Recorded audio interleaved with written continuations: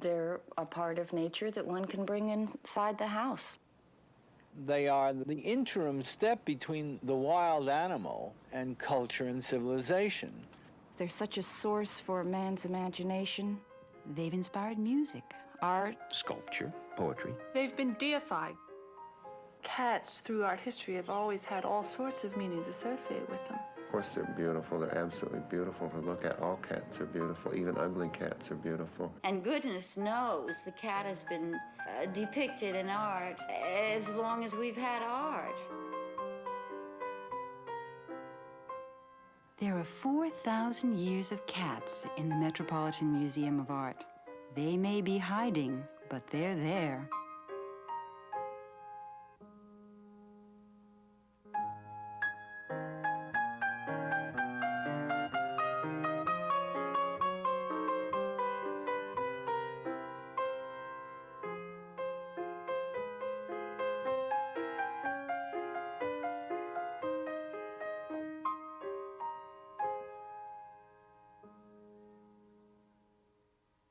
My all-time favorite cat is called the Favorite Cat. That's that wonderful American engraving by Currier and Ives. It's a small print, but when it's blown up, it's like the large Andy Warhol portraits of Mao. It's sort of a big brother cat. It confronts you. You got to make a decision about it. And he certainly is the favorite cat. You can tell by the marvelously placid expression on his face. He's fat. He's well cared for. He probably gets cream all the time. Those eyes are watching you. I get the feeling like they're little cameras back there, recording everything you do. I think the one thing that I've found with cats, which is why I've not been involved with them, is they do not bend to human will. They absolutely do control their own environment. I mean, a cat takes over a chair, for example, and you move around them to some extent. I mean, the cat likes one end of our sofa. Well, we squeeze to the other end. There's a real problem. There's a real problem. The cat is going to get that chocolate. So he's looking at her and saying, how can you do this to me? I just want a little bit. The little girl has become aware of it. She's enclosing the bowl with one hand and has a fist with a spoon in it in the other hand, just ready to beat off that cat. Well, you know the cat's going to win. This is by an artist, Dylan, who knew cats, who drew them and painted them his entire life. It's real. One hates to admit that something that's only about 10 inches high is boss. I think most cats think they're superior to humans. I'm sure mine think they're smarter than I am, and they probably are, because they always manage to get what they want. I don't all the time get what I want. This cat is a horse of another color. Should this cat get up and walk around, we'd know he'd have to have a swagger stick. I think Steinlen was the one who recognized the absolute linear beauty of a cat. He certainly understood cats. He studied them very closely. There's an affection in the way he did this. The ears, the little feathers of the hair, the nose, the pinkness of it, the paw curl. There's an individuality to this cat. Well, the Steinlen made me think of the way they sprawl, especially when you're going to bed at night and the cats are on your bed. They have a presence that's much larger than their actual size. I mean, their legs go out and they stretch. Sometimes they push you out. My wife has always never minded the cat sprawling, but sometimes I push her out, the cat, not my wife.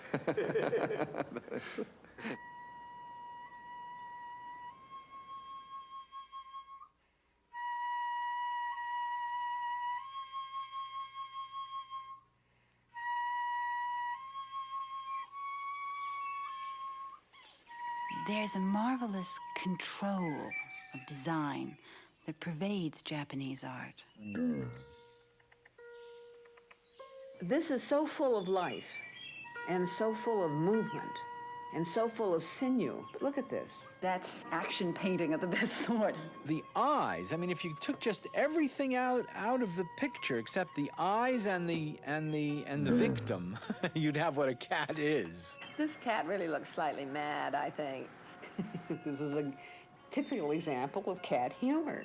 Cat sees frog, cat captures frog, cat either kills frog or loses frog. You take your domestic cat out to the country, and all of a sudden it becomes the predator. And it goes into the fields, and you watch your miniature lion or your miniature tiger stalking. And then this silly little thing will come back in with a rabbit and put it at your feet. It's domesticated again. And there is no other animal that I can think of that has that intriguing combination of wildness and domesticity. Maybe that's what's so attractive about them, the ambiguity.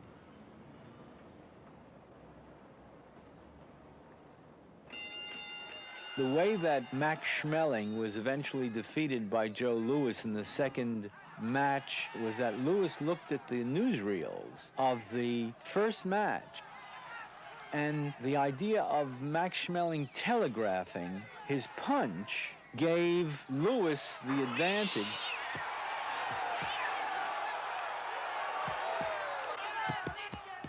And I think cats are a little dumb in that they telegraph their interest. They'll follow something along very carefully and then pounce. It's a lovely thing to watch a cat spot its victim, sneak up on its victim, and capture it. The cat's coat is literally spots of color, especially on his back, the same way an impressionist understood the visible world to be spots of color. Oh, yes. Very typical scene. Renoir, who loved texture, probably loved the texture of the cat's fur, and obviously does in this particular painting. The cat will reach up and nibble off the tips of every single leaf. The woman was a model that Renoir painted often. She actually became Madame Renoir. Every leaf on the lower fringes have been very neatly chopped off.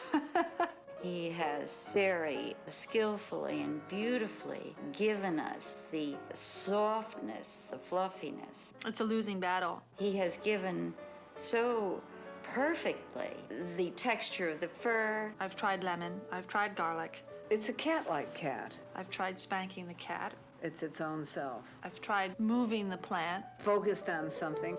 I've tried everything. I think his eyes are closed. Cats should eat plants, but when they're your plants in your living room, it is annoying. But when you let him outside, he'll spend most of the day grazing like a cow.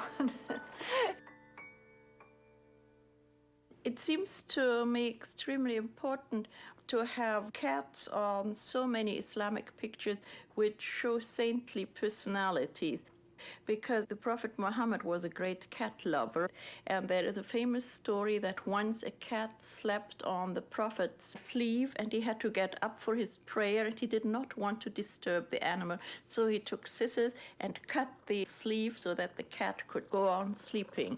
When the Prophet loves something, every Muslim is bound to love the same thing.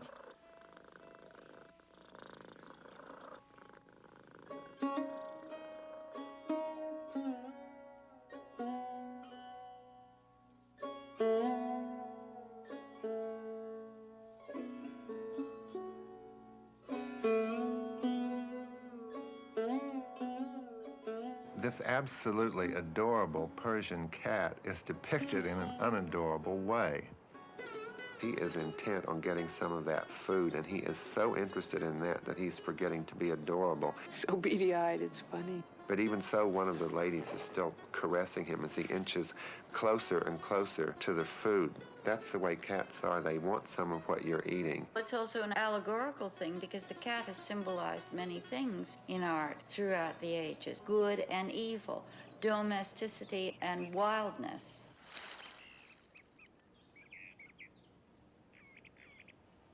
There's a lot more here than simply this particular view of Mount Fuji.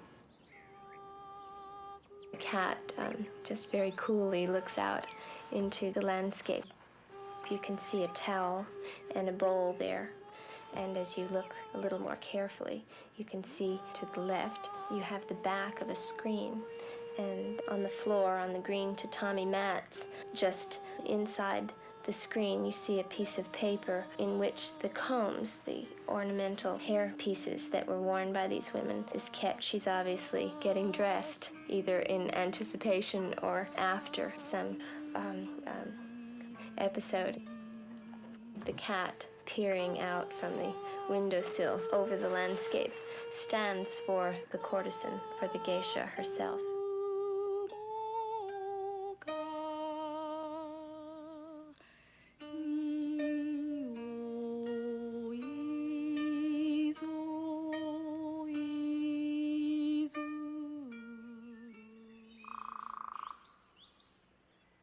Cats were represented in Chinese art much later than in Japanese art, which is unusual because usually the developments in Japanese art came after it.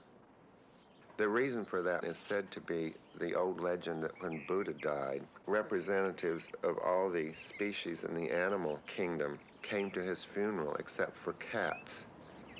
The eyes have a definite kind of occult look, an interior communication with something that you can't touch or see. You never really know what a cat's thinking. They're very inscrutable when they're looking at you. I think we probably read more into those heads than is really in them. They're probably just thinking about little friskies or something. The most personal art of all may be folk art. But folk may be the wrong word. Perhaps a better word would be naive, untainted by academic training. Lady with Her Pets is an absolutely charming painting by an American primitive who worked in Duxbury, Massachusetts, named Rufus Hathaway. I like it because it's so strange. A thing I really like is her wig and the feathers that are sticking out of it. They're totally mad and eccentric, just like her collection of birds, butterflies, and cat. All of her pets are sitting for their portraits. She's really into them. She likes them, and she wants them to be noted for posterity, too. It's such an amusing portrait. She's been made to sit there, and she is not one bit happy. This is a little girl. This is a cat. The artist in this case didn't understand the way a cat was put together or the way a cat really looked. Early portraitists often gave children a toy or a pet. They'd look more comfortable, but she certainly doesn't. No, she's not enjoying anything. She's not even enjoying holding her little cat. She really looks, it's almost like Gertrude Stein. I mean, she's looking very... This kid hates the painter, but she doesn't hate the cat. This is something completely different. Calder emphasized the ferocious and predatory nature of cats. It's just one line that tells you everything. He just takes that pen and he moved it and he felt it. And you can feel it as a result. It's amazing what that man could do with a line. Complicated. Very complicated. Very, very hostile. Look at the meeting of the cat's teeth with the cock's underbelly, and it's really very savage. It's a typical Calder stabile, but it's just, instead of being in metal, it's just in black and white on a page. So many of the other paintings and drawings are beautiful, but this really expresses everything about the cat and its victim. I can't imagine anybody looking at this and not really feeling it.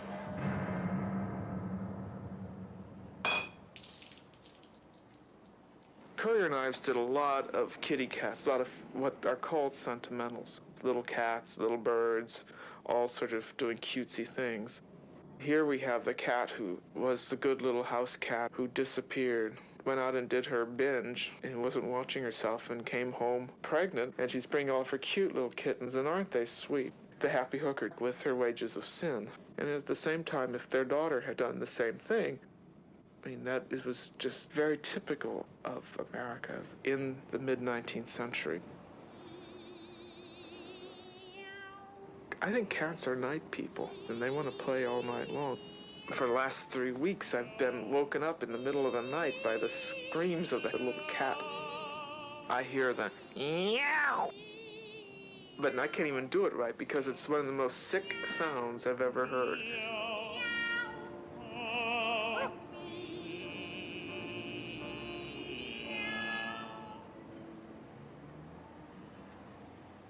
I love the little mice hanging from his belt. They're little meals, little snacks for the future. And are they mouse heads around his neck? Birds' heads? Oh, my. Oh, that's clever.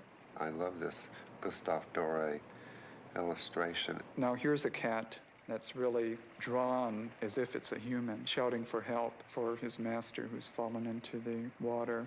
To me, the cat is like on an opera stage, and he's singing Di Quella Pira from Verdi's Il Trovatore. I mean, doesn't he seem to be a very operatic cat with an operatic cape, cap, immense plume, fabulous boots?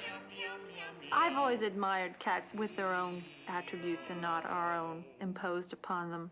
I enjoy cats for themselves. I don't need to make them into something else.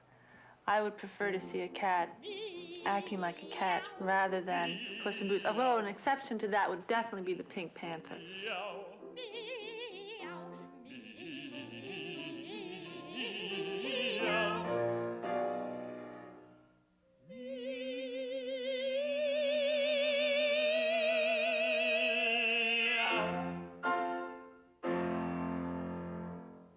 Here is this young Manuel Osorio Manrico de Zuniga, or whatever.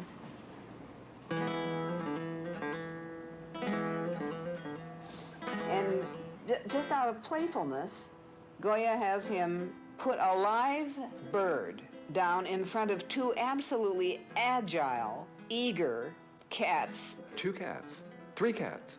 Many people don't realize that there's a third cat in that picture. And the one in the background looms as sort of a great black presence. All you can see are the 2 eyes glowing in the dark. Goya's cats are just marvelous. The curiosity of the cat watching this bird, the pet magpie, which you know perfectly well if the little boy wasn't there, the magpie wouldn't last very long. The little boy is just too perfect to be true, isn't he? Or there's about to be an absolute massacre. With his perfect little suit and his little sash. Animals always liven up a picture. The caged child, caged in his clothes, you know. They clearly would like to pounce. They do anything to get a bird. Impending disaster. He is going to grow up, and he too will prey on others in a much more knowing and willful way than he does now. I think Goya understood their beauty, but he also understood their implications. And I think in his painting, he used the 3 cats to imply another layer of meaning to the composition. Everyone is a captive there. The cats haven't pounced, and they don't look like they're about to pounce. The bird on a leash is a captive, and I assume, therefore, that one has to extrapolate that maybe this young nobleman is a captive of the society that he is in. Goya didn't have such a cute version of the world. His whole vision of the world was disaster, wasn't it? These were very difficult and very troubled times in the history of Spain. This child is growing up in the midst of literally warring forces which were going to tear the country apart. There's a dimension to the people that Goya painted. With some characters, it's a sense of sadness. With others, it's a sense of confinement. With others, it's a sense of rebellion.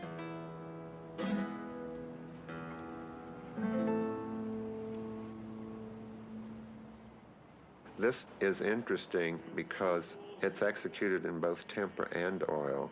It's by a Flemish painter who was active about 1500, who is known as the master of the story of Joseph, Joseph being the biblical Joseph. In many of the pictures in which cats appear, the cat is endowed with a range of human emotions, which either says something about the particular painting or the theme of the painting, or perhaps about the cat's own attitude toward human events around him. I think it's almost ominous, that furrowed brow and looking outward and slightly askew, not looking you right in the eye. There's a cruelty there a kind of, I'm going to take what I can get and I don't give a damn about anybody else. Well, he's not a very endearing cat. He looks more like a monkey. He's a fat, squat little beast. He almost looks like a rat. Well, I suspect that in the 16th century, cats probably didn't have a terribly happy lot. They probably did have to scavenge for food, and they probably weren't too healthy. The artist probably wasn't approaching the cat from a very positive viewpoint. Oh, the cat was very important in medieval society. They were a means of ridding the cities, particularly, of pests.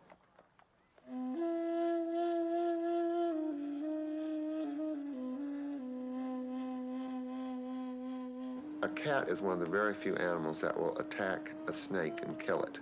Most animals won't. And, you know, there always have been a lot of snakes in Egypt. There still are. Also, cats were used to guard the grain stores. By being the enemy of such animals as mice and especially reptiles, which have a very negative press as far as Egyptian religion is concerned, the cat therefore moves into the realm of religion. At times in Egyptian history, the cat was a sacred animal. They've been deified. And there were temples to cats, and there were entire cat cemeteries with thousands of mummified cats. This sculpture is probably one of my favorite Metropolitan cats. We make our bronze cat in much the same way that the Egyptians did 3,000 years ago. But essentially, the technological differences are summed up in the heating of the metal. The ancient Egyptians had slaves blowing on blowpipes to heat the charcoal to melt the metal. The metal, of course, melts at the same temperature now as it did then. The Egyptians, I think, really saw the personality of the cat. They did distinguish between the physical cat and the spiritual cat. The statues that we see in museums depicting the cat in a sitting position were not intended as animal sculpture, but as sacred objects to house the bodies of the sacred cats.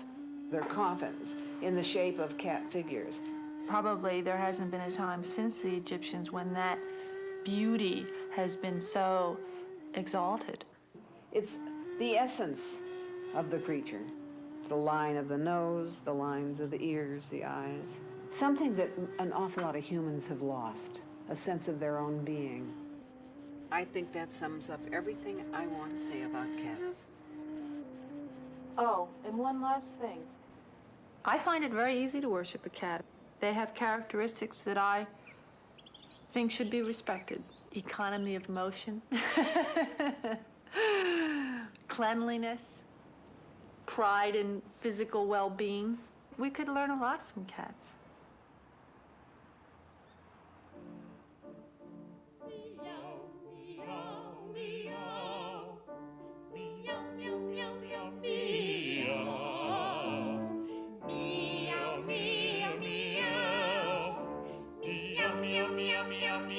Meow.